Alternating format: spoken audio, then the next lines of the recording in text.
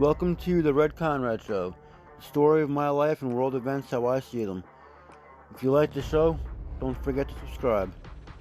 Let's get this going.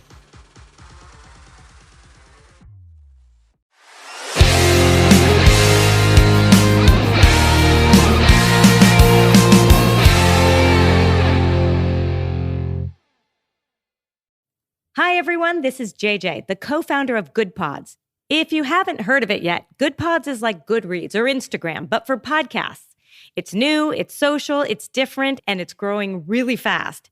There are more than 2 million podcasts, and we know that it is impossible to figure out what to listen to. On Good Pods, you follow your friends and podcasters to see what they like. That is the number one way to discover new shows and episodes. You can find Good Pods on the web or download the app. Happy listening! Before we get going with this episode, I just want to point out that the next part is going to be subscriber only. So if you're not listening to this show on Spotify, please go to Spotify and subscribe so that you can hear the next part of this story. The link to the Spotify show is on the website, show.redconrad.com. Again, the next part to this story is going to be subscriber only content. So if you want to hear the next part of this story, please subscribe so when it gets uploaded, you can listen to the next part of the story. Thank you.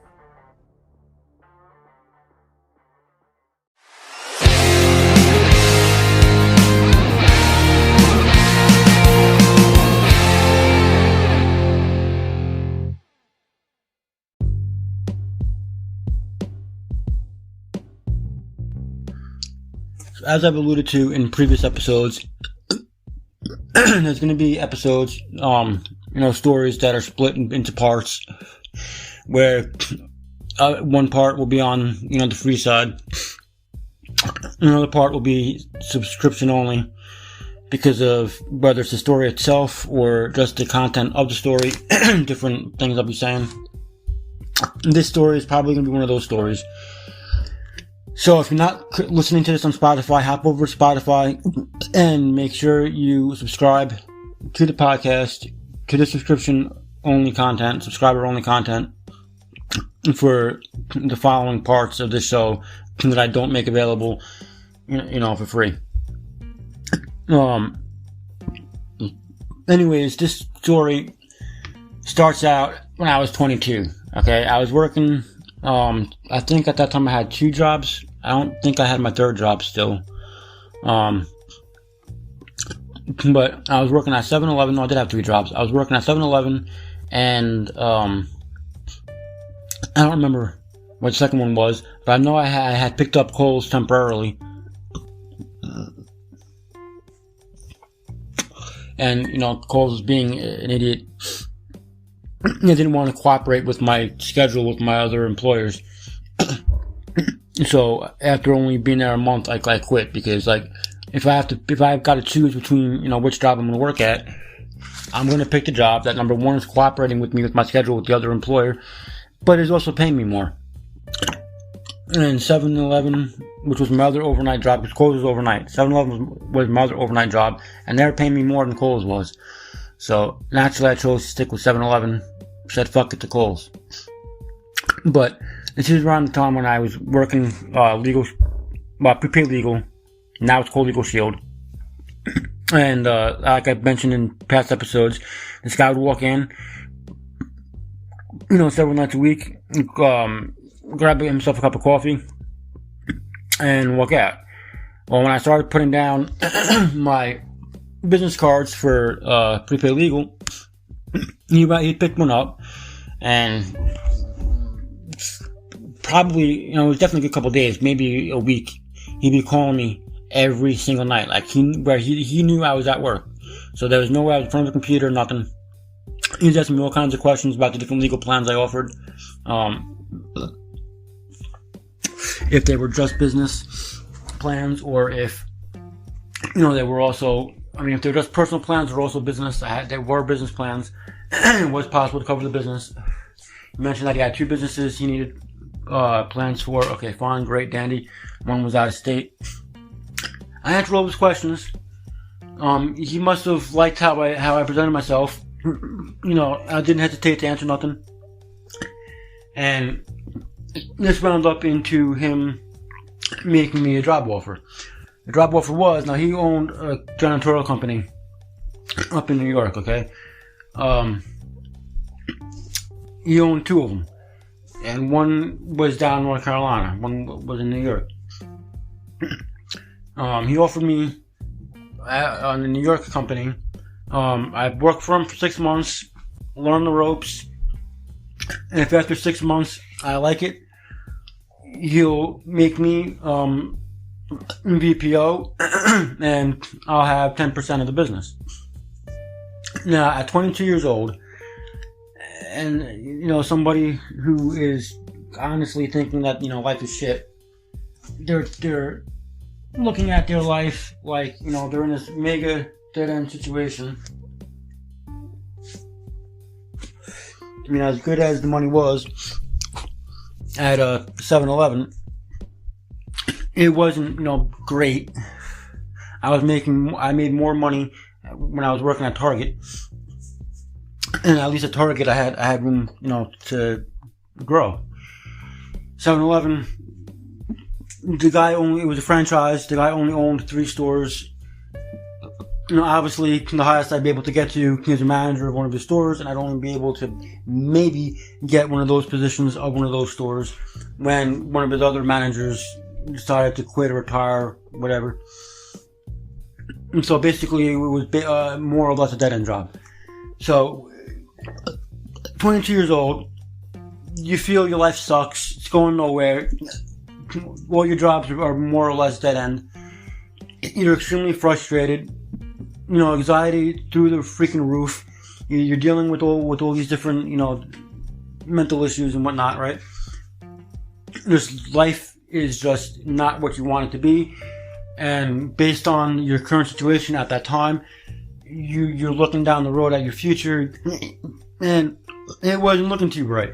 So then somebody comes and offers you, come work for me for 6 months. If you like it, at the end of 6 months, I'm going to make you an executive and 10% of the business. That offer really does sound too good to be true. But it happened, and rather than, figuring, well, that's too good to be true, I'm like, what's the catch? I took it. I spoke to him about it and went over, the basic rundown of the job. He mentioned obviously it was a cleaning company. He was in uniform. The van was freaking plastered in advertisements and company magnets and whatnot. It was really obvious what he did for a living. But we went over how we did that residential customers, commercial contracts. There was commercial clients all over the island. And he made it sound good. He really did. So I accepted it. I started learning the ropes, right? I'm learning how to run payroll. I'm learning how to run all the accounting and whatnot. Accounts receivable, all that crap. I'm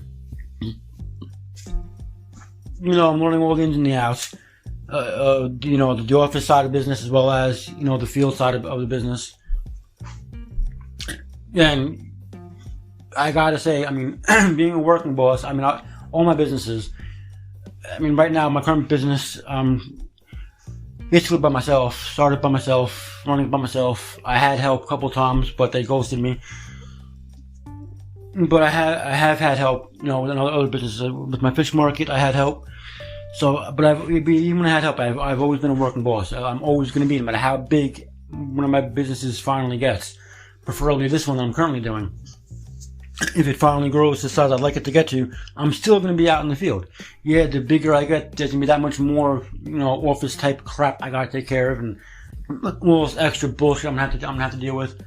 but I'm still gonna be out in the field. I like working. I like being out there with my people. But anyways,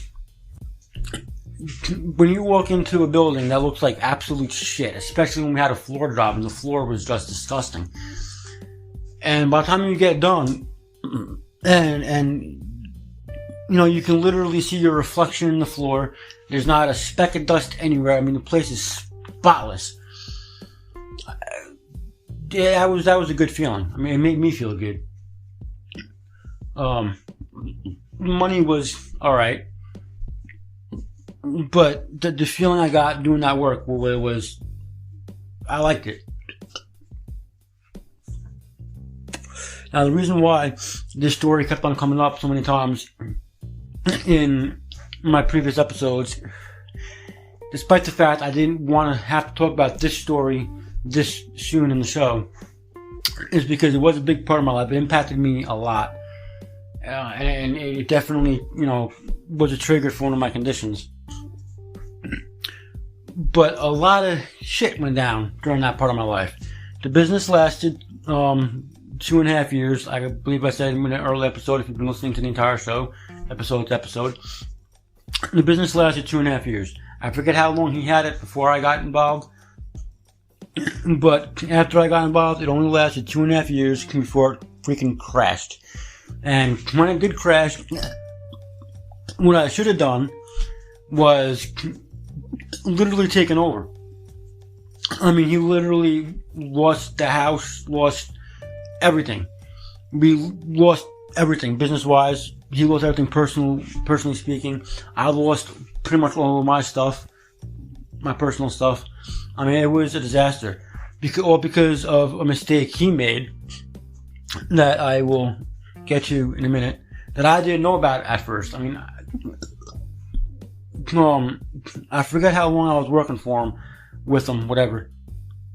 It was before the 6 months, before I became BPO and got my 10% of the business. I think I moved into his house first, and then, no, Joanne moved into his house first, and then I moved in.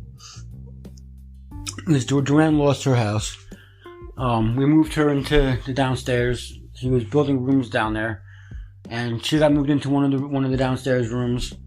I eventually moved in, and then we pretty much worked like 24/7. Everything was work. I mean, we tried to have some time relaxing. Like, there were certain TV shows that come on that he was into, so he made it a point when we didn't fucking work when that show was on. He had to sit down and watch this fucking goddamn show. And then naturally, as soon as it ended, we had to freaking rush out the damn door because we had overnight contracts 5 nights a week spread all over the island, and it was basically us and a very small crew. For whatever reason, he just wasn't into the idea of hiring a second or third crew to take care of some of our clients and keep on building up our clients. It was just... But when everything crashed, right around the time that it crashed, he's in jail. As clients are hearing what happened with him, they're dropping like fucking flies. And I had literally just landed a $70,000 per month commercial contract, which I did tell him about. And he asked me for all the specs and everything. He called every night to talk to his kids, asked me about the business, make sure, you know, the clients were getting done and whatnot, asked how the crew was doing. So I'd be keeping him updated, as stressful as it was. And I told him about the contract that I had just landed, and he yelled at me for it, because when he asked me for the specs, and I told him, you know, the size of the building, the approximate floor space of the floors that we're going to be getting stripped and waxed every month, on top of the daily office cleanings.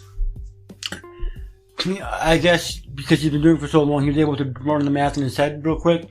And he figured that I'm charging a little bit less than we should have been, and truthfully, I was. I mean, on a smaller building, normal average size, commercial residential building of commercial floor, residential floor, whatever. The price we charged to strip and wax that floor was a little bit higher per square foot than what I charged these people. Same with the office cleaning. A regular sized office building, especially if that's all we were doing was just office cleaning, none of the extra fancy stuff. They did get charged a rate higher than what I charged this company. But the way I look at it is, even with the discount, that's $70,000 per month. Alright? Now, my 10%, that's $7,000 that comes to me in my pocket. And that's still $63,000 left over. Obviously, there's his cut, there's all the other overhead that had to get paid for. But that still leaves, quite a bit of money, more than enough money to hire and train another crew to work just that building 5 days a week. Obviously, I would have had to go there myself, at least for the first couple of months on the nights that we were stripping and waxing the floors, until I felt comfortable that the crew that was hired for that building was able to work the equipment properly and not hurt themselves stripping and waxing the floors, because that stuff gets really, really slippery. So I definitely would have made sure to be there myself first couple of months, make sure everybody knows what they're doing. But as far as the office cleaning, I would have stuck to the regular route, let the crew handle that building by themselves. Well, office cleaning was, big deal. So he got a discount. That's still ridiculous amount of money, even after we hire a crew for that building, paid them for the month to clean that building. There still would have been profit in my pocket, profit in his pocket, and profit in his son's pocket, who was the vice president of the company. So we all would have had our money. The business would have had its money still, and the crew we hired would have been paid. I didn't see the big deal in that, but he had a holy shit fit about it. He wanted me to charge full price. Had I charged full price, that would have ballooned the quote to well over $120,000, which I personally did not feel was intelligent business-wise to do. And when there's that much involved, who the hell is going to spend over six figures on monthly? They were asking for a lot of stuff. We were going to be there every day. They wanted the floor done every month. So give them a little bit of a discount. What's the big deal? We're still profiting.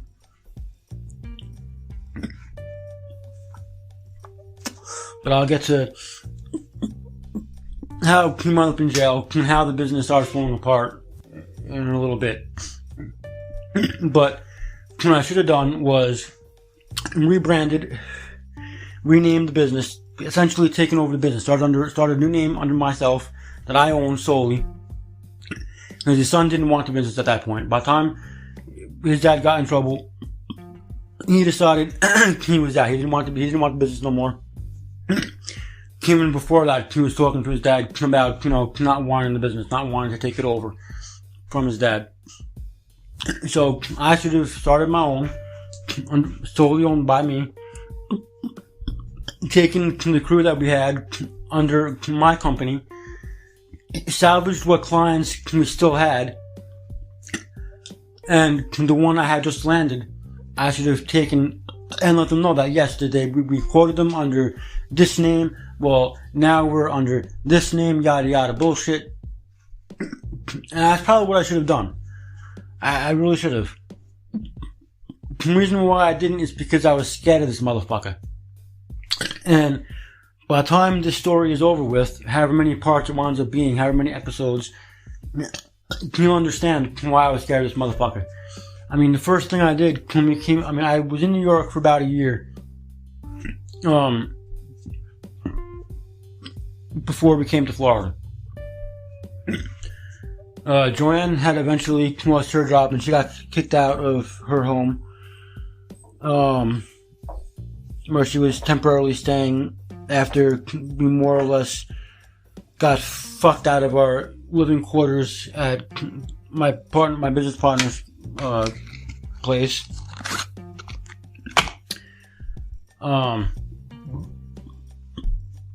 I was staying with my dad for that year, and I had gotten my job back at one of the 7-Elevens I used to work at before everything.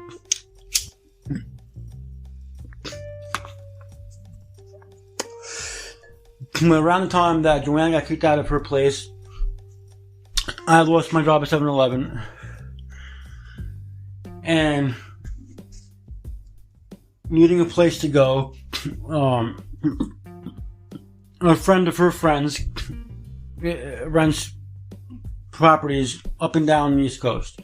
She had property available down here in Florida, so we started our move down here to Florida.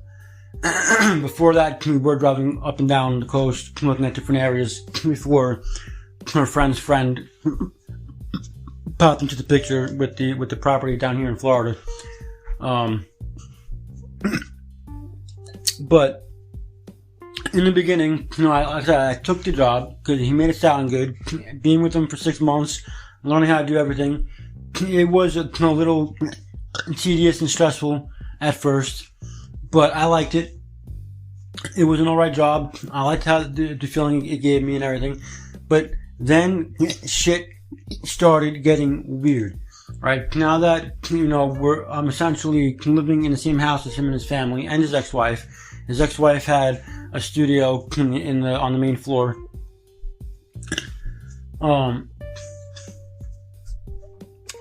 It was just a really, really weird situation.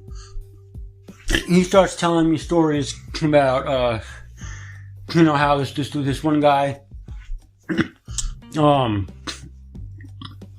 the parking lot, the area of pavement along the expressway near where we used to live. Apparently, there used to be like a camping business there. A small one. They had like all the different camping equipment, fishing poles, shit like that. They sold and repaired kerosene and rented out kerosene heaters. Well, allegedly he took his heater there to get fixed. Printed one out while he was getting fixed. It blew up on him. He felt the guy did to him on purpose. The next thing you know, the building is burning down with him inside of it. Alright. That is a true story. That's literally what he said. Then I heard about how him and his friends broke into a bakery. I don't know what the hell they were after. I don't remember that part. What I do remember is somehow a fire ignited inside the bakery and it wound up burning down the entire strip. All the businesses that were inside that strip mall. And apparently the one right next door to the bakery, the guy was still inside there and he had a problem with my business partner also, allegedly. I heard that when him and his ex-wife were still together, when they were living elsewhere, they had an upstairs apartment, somebody else lived downstairs. He got into a fight with the guy that lived downstairs. So him and his ex-wife came on vacation, and somehow, while they're on vacation, suddenly the house burst into flames, and the guy that lived downstairs died in the fire. A bunch of really messed up shit like this is. There's a bunch of these stories that I heard from him. Okay, and then I met his friend that I swear to God looked just like Willie Nelson. And he had a very laid back, very calm, chill attitude about everything. Like, you couldn't piss this guy off.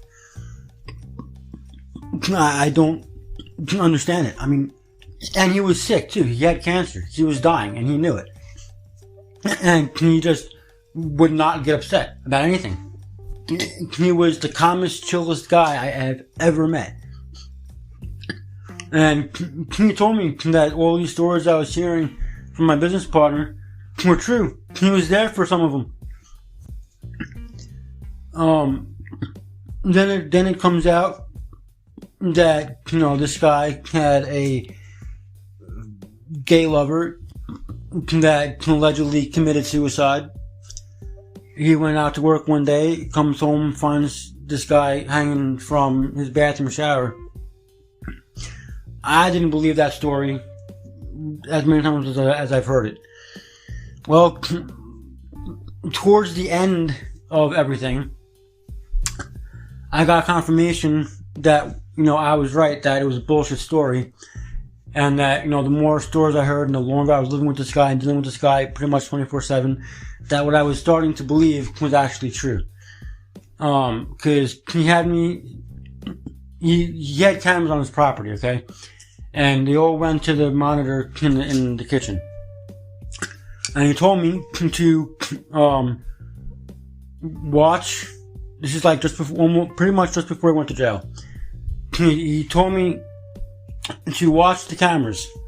He's gonna leave out the back, and which is downstairs, and he was gonna come back in the house from the front, from upstairs.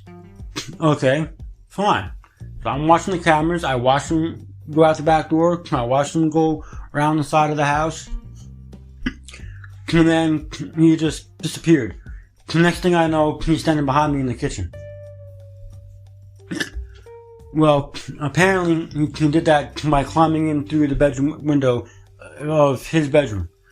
He got back into the house, stopped being spotted by the cameras, which only confirmed for me and told me what he was more or less saying without actually saying it, was that he killed this guy for whatever reason he had, and basically got away with it. As far as the cops, because yes, there was an investigation into this guy's death. Well, the way he told the story is where he lived is like 3 or 4 different precincts all kind of met right there. And I don't remember exactly which precinct our property was technically under jurisdiction of. But he had 2 of those precincts in his pocket. So, he obviously wasn't worried about the damn cops.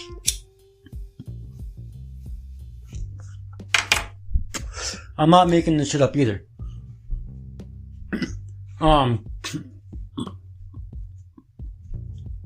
Then,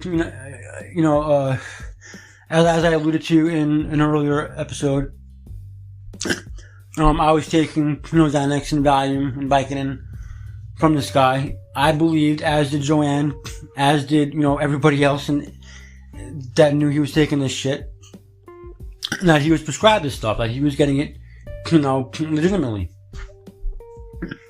And I had a back injury. I got nerve damage in my back from injury when I was working at Target. So I was gladly taking them damn Vicodins. Since then, I've learned to deal with the pain. I've got days when my back is real bad, and I deal with it. When I was doing the damn fishing, my back be killing me, but I dealt with it. I learned to deal with the pain. It is what it is. I don't trust doctors.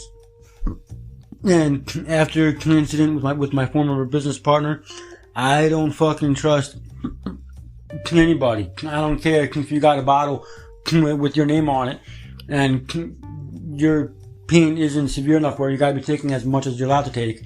I'm not touching those fucking pills. I don't know that they're fucking damn legal. And either way, it's technically still wrong for me to be taking them anyway. They're not prescribed to me. But that's a whole other fucking thing. So anyways, it turns out that these pills were not his. I found out part of that the hard way, because one day I'm working in the office and I ran into a problem with accounts receivable. One of our clients, it was showing, hasn't made a payment in like 6 months.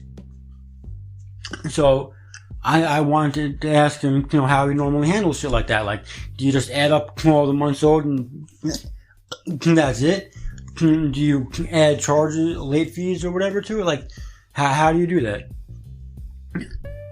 So, I go looking for him. Can't find him. Nobody's seen him. And then I notice that there's a light coming in under the door for the dining room. So I go in the dining room. Man, that dude, we just locked eye contact. And for what felt like forever, it was literally dead silent. You could hear a pin drop. And there was a carpet on the damn floor.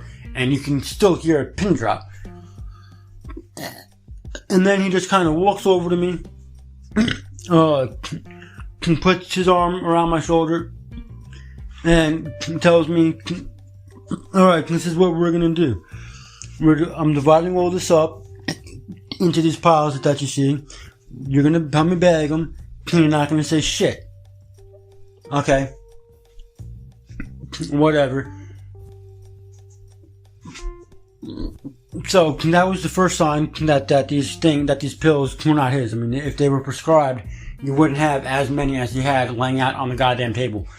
I had no doctor prescribes that many in one shot. I don't give a fuck how much pain you're in. I don't give a fuck how depressed or anxious or whatever you are that you would need vitamins and Xanaxes for. You're not going to get prescribed that many in one shot. It's just not going to happen. So that was my first sign that something wasn't right. Now you're probably questioning, well, you seen that, how come you didn't go to the cops? How come you didn't? Well, between all of the stories of people winding up dead, and, you know, his friends basically backing that up, there's also the small fact that, well, in his wedding picture, that he had to make it a point to point out to everybody, and his former business partner, when he visited from, you know, I think he's from Michigan, when he came down to visit, he even confirmed, you know, what was what. In this guy's wedding picture, when he got married to his ex-wife, in the background, no joke, I am not making this shit up, was John Gotti Sr. Fucking John Gotti Sr. Yeah, the mafia, John Gotti Sr. was at this dude's fucking wedding. So, I'm dealing with somebody who has mafia connections, okay? I'll get more into that later in the story. There's a lot more to this mafia connection. Closer to the time, closer to when, you know, he's in jail, we've moved to Florida. Something else revolving around just how in with the mafia he was, it came forward. And I'll get to that when I get to that part of the story. But,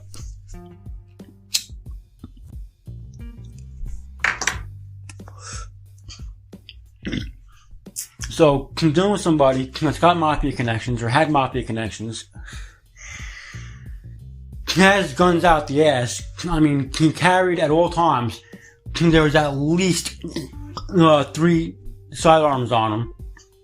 He carried one on either side, and he'd have one down around his ankle, and every now and again he'd have a fourth one on his back. Alright?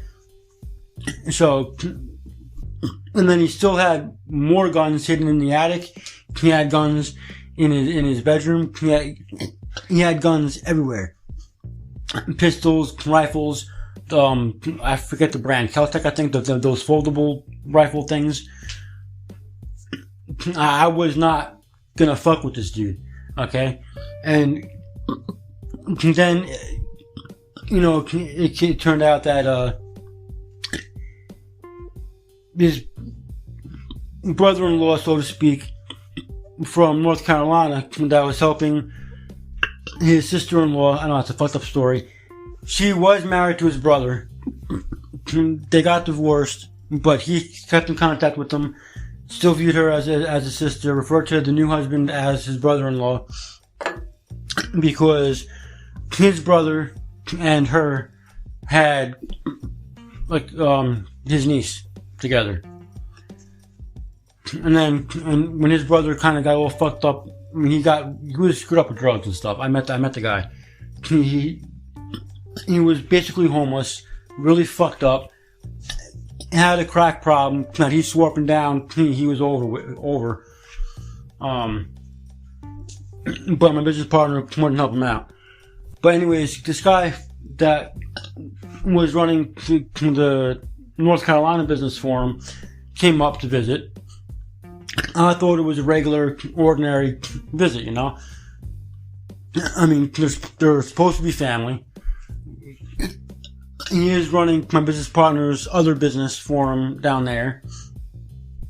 So, what can possibly be going wrong? Well, evidently, a lot. Because apparently, my business partner and this guy were using the business to run guns interstate. And another one of my business partner's friends during this visit shows up. Now, this guy was a biker, okay? I want to get that picture real clear here. Like, this guy was literally a hard-ass biker. Like, he wasn't just some guy that went out and rode a motorcycle just for fun. No, he was like one of them scary motherfucking looking biker dudes. Right? A guy you did not want to fuck with. He rolls up. During this, they're doing the whole loading, unloading of the guns out of the back of this guy's truck. And he pulls up. He spots it, what's going on. And my business partner, more or less, told him that he's going to help him out with it. And he didn't want to. He got scared. Like, just try to picture a hardened, freaking tough as nails, badass biker literally shaking in his boots. Like, literally. Try to just picture that. That's like literally what happened. And then he goes missing.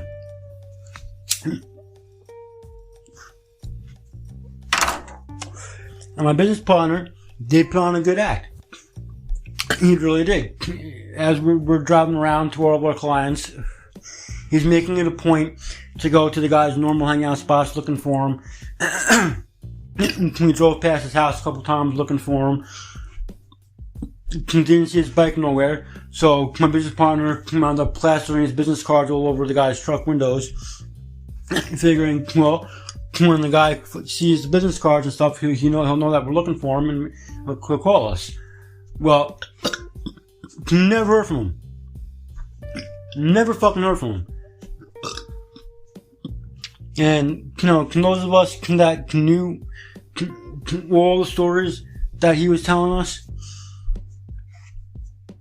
and the way he told the stories, like he was admitting it without exactly admitting it, if you know what I mean. We basically got the point of what just happened.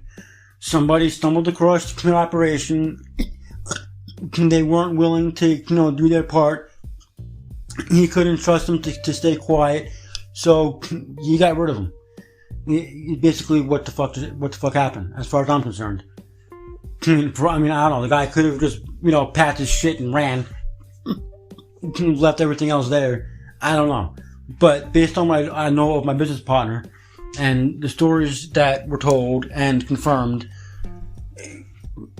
I believe the worst case scenario is what happened to that guy.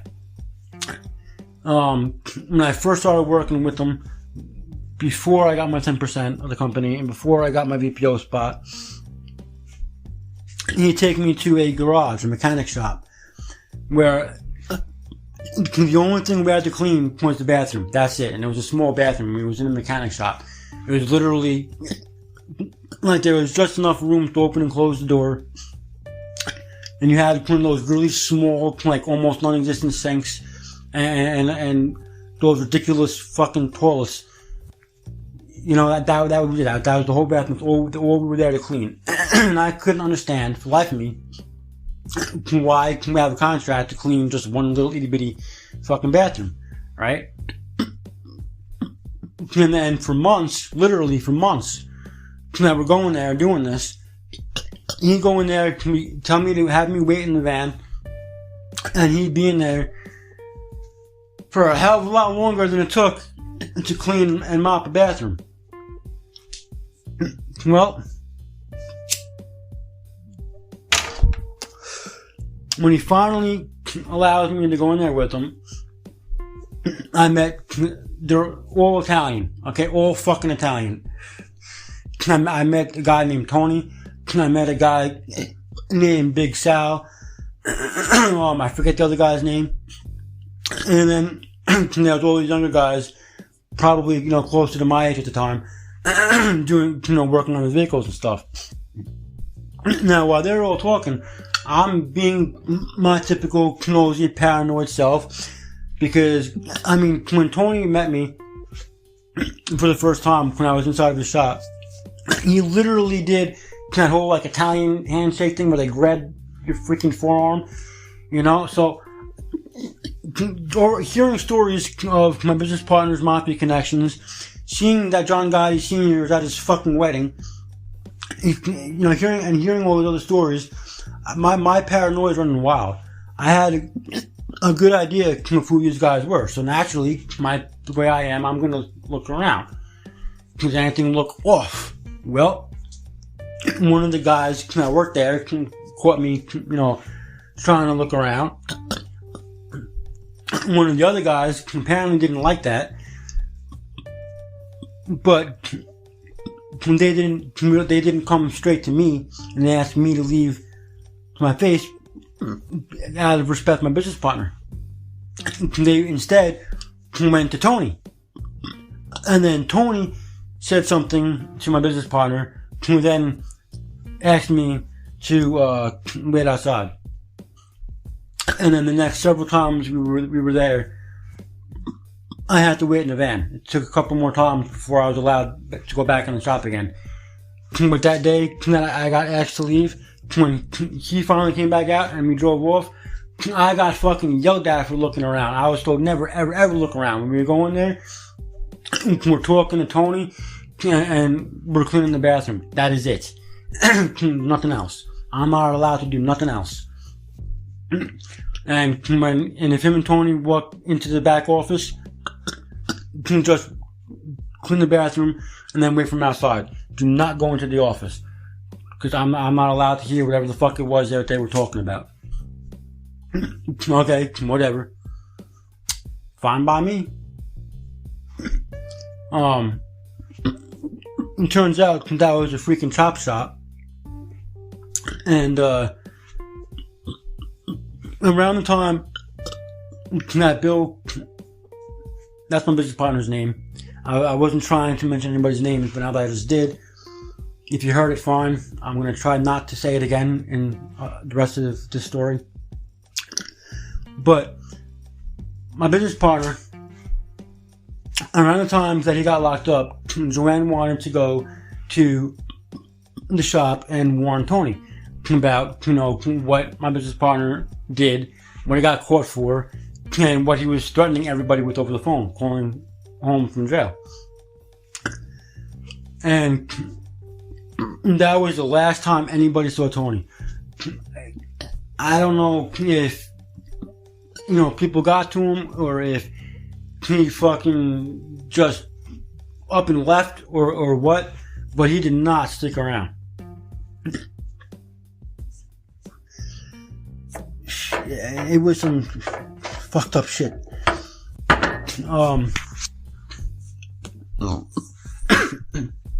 Now, seeing a lot of this stuff, because a lot of this I did witness within the first, less than a year I was there. We were working together basically 24/7. I was living with him. Joanne was living with him. We were all working together. So, aside from the fact that he had, pretty convincing stories of people who wound up dead by his hands without him actually admitting to it, and despite the fact of how many guns he owned and how many guns he carried on him all the damn time, if that wasn't scary enough, another reason why I didn't go seeking help from the cops or anybody like that is because, like I said, he had 2 of those precincts in his pocket, just for starters, and on top of that, he was making threats on my life as well as my family's life. And at first, it was like, whatever, I just didn't want anything to happen to my family. Then it got to the point where I had 2 of my brothers working for us also. So now they're there with us. And I didn't want anything to happen to anybody in my family, especially my brothers. God forbid, can I say anything to anybody about what was going on? So I was trying to figure out how I can get me and my brothers out of that situation as cleanly as possible without having, to worry about too much about myself being murdered or anybody in my family getting murdered because I left. With everything that I knew. Well, I finally got the chance when he got arrested.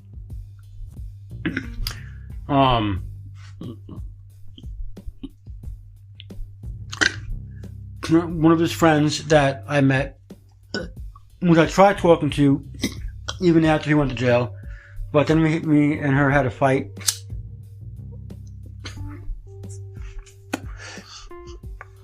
Because I was more focused on, like, what he was up to and stuff, and I was trying to, let her know what he was actually like as a person outside of hanging out with her, and she didn't want to believe it. She only saw the better side of him. She didn't believe any of the charges or any of the stories about him. So, whatever. She found out after the fact, because when he was out on probation, she found out firsthand that I was telling the truth about him, about who he really was as a person. Despite the fact that she thought she knew him, because she obviously known him longer than I did. Because apparently, before he got locked up, her daughter and her daughter's boyfriend were customers of his for the Xanax. And allegedly, they owed him money. So when he got out on probation, he literally held them at gunpoint over the money that they allegedly owed him. And she had to call the cops on him, and he went back to jail again. But you want to know how they got out of jail in the first place? I'll tell you how they got out of jail in the first place. When he first got locked up, it was for the drugs, right? Like, where we got picked up at, we had a pharmacy that was a client of ours. Apparently, the pharmacist was in on it. I was the one that always mopped the floors and cleaned the bathroom, and he was the one that would, vacuum behind the pharmacy counter and all that shit. Well, apparently, the reason why I did it that way is because he was taking the damn bottles of pills and sticking them inside the fucking vacuum bag and smuggling them out of the pharmacy inside the vacuum. And the pharmacist, apparently, however many years that was going on for, decided he couldn't go along with it anymore and ratted him out. So I'm in the bathroom, cleaning the bathroom, and a cop started pounding on the door, asking me to come out, told me to sit down on the chair right there, asked me a whole bunch of questions. I obviously wasn't hiding nothing. I didn't know nothing. He escorts me outside, and told me to sit down and, keep my hands over my knees, right? And my business partner was already cuffed and stuffed in the back of one of the cars. When the cops got done inside the pharmacy, I got to sit in the front of the squad car. I didn't get cuffed or nothing like that. But I was questioned for 4 fucking hours before my business partner finally admitted to them that no, I did not know anything. I wasn't part of anything. And they let me go. He was allowed time to get his shit in order, and that is when the collapse of the business started, because he was telling all of our clients what happened. He was going away. His son was going to take over. His son's basically like, no, I'm not taking over. I don't want the business. And so clients just started fucking dropping.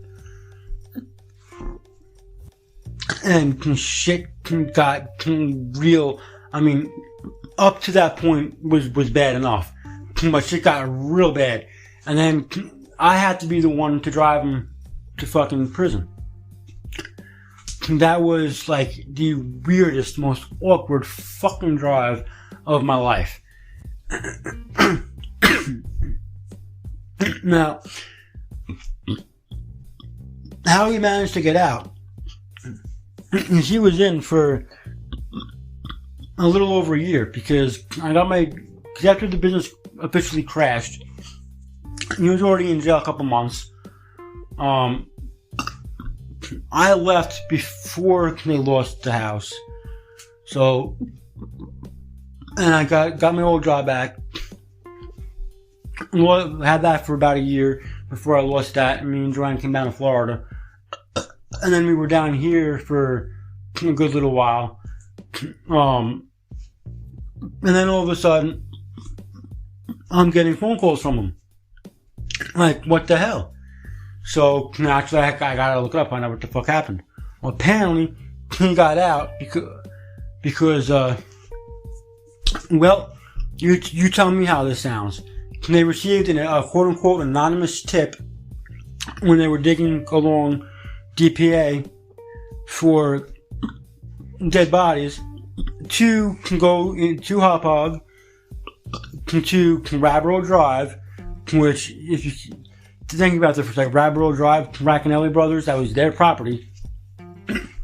And underneath the WB Mason building's floor, they found the bodies. So, that's what they did. WB Mason cleared everything out, dug through the floor, and sure as shit, there's the dead bodies they were looking for. And then, all of a sudden, he's released temporarily from prison before he got himself locked up again. Now, I don't know about you, but to me, that sounds like he was the one that provided the so-called anonymous tip. I mean, I was assured several times that he'd be locked up for good. I mean, between the threats against me and my family, the fact that when I left, when he came out of jail the first time,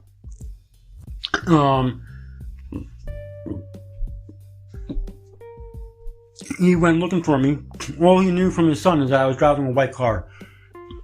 Because I had a truck when he was still out of prison, before he went to prison. And then that burst into flames on me, and then so I bought, a little white car. And that's all his son knew. He couldn't remember what model it was or anything like that. So, thinking I would have gone back to my mom's house, he went there looking for me. I wasn't there. At that point, I was already down here No, I wasn't in Florida yet. I was up in New York still. Because he went by my dad's house, my dad's old place, looking for me too. Scared the fucking shit out of my dad. But he literally rammed my sister's car, which was also a small white car, and completely totaled it, thinking it was mine. And at that point, I was assured he'd be going to jail for a good while, between the drug charges, between the stalking and harassing charges, and I mean there was a laundry list of charges he was charged with. But he got out again, and then got thrown back in again, threatening his friend's daughter and the daughter's boyfriend.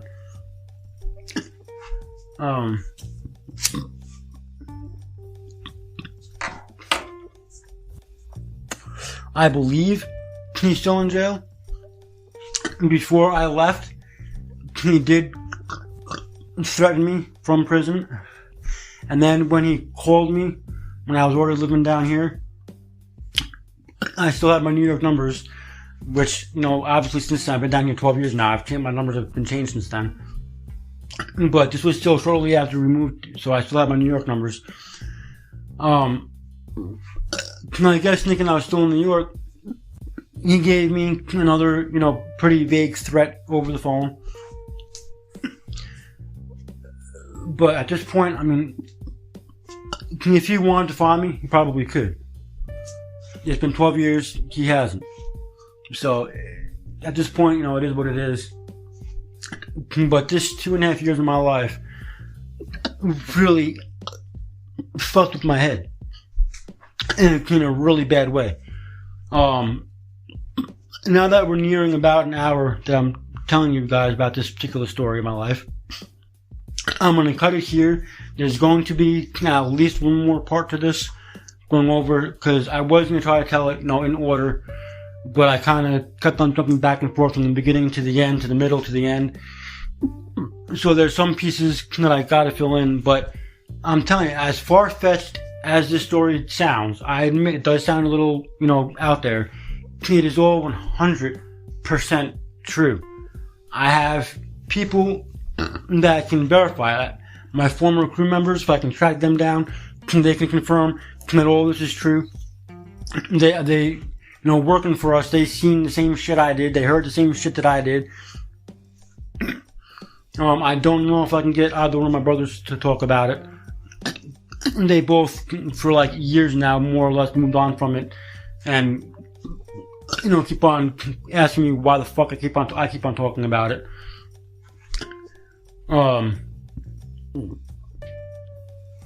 But they witnessed a good amount of that.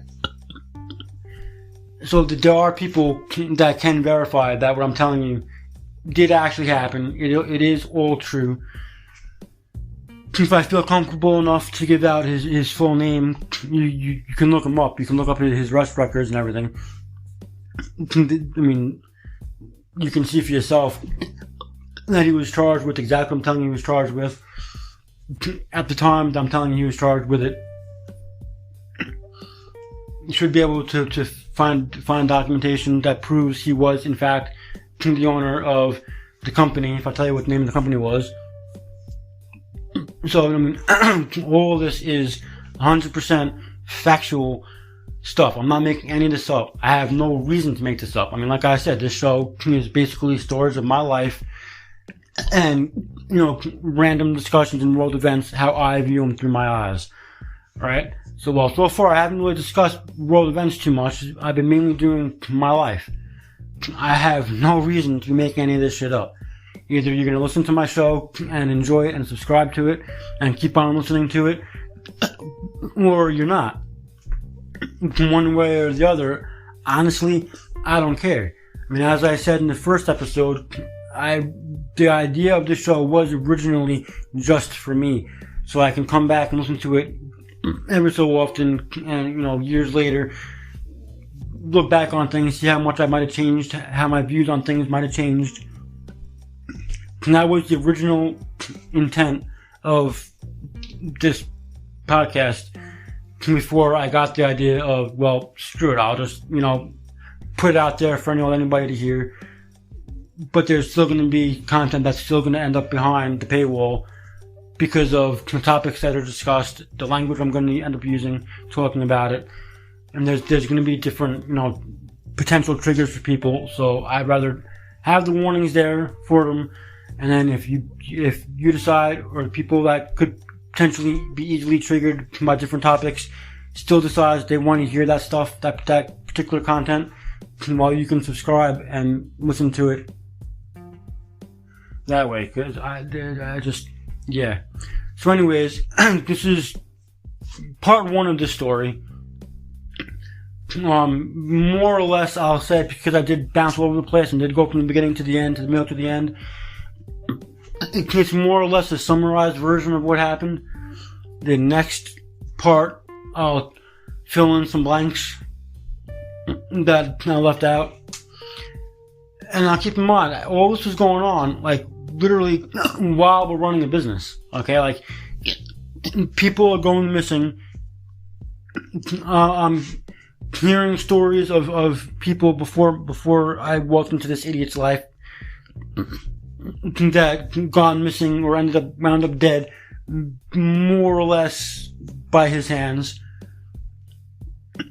all this crazy shit is going on, including a road trip down to North Carolina, which I will get into that in the next part. While we're supposed to be running this business. So it was a very crazy, very intense 2.5 years of my life. If you enjoyed this episode, please subscribe to the show. I don't know if part 2 is going to be behind the subscription only area or not yet. Depends on how far into the story I get and what parts of the story I cover.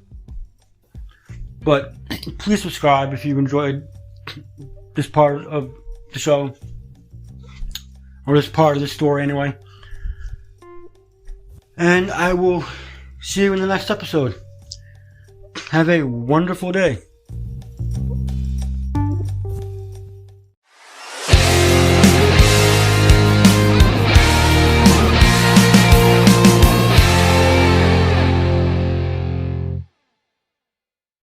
Hi, everyone. This is JJ, the co-founder of Good Pods. If you haven't heard of it yet, Good Pods is like Goodreads or Instagram, but for podcasts. It's new, it's social, it's different, and it's growing really fast. There are more than 2 million podcasts, and we know that it is impossible to figure out what to listen to.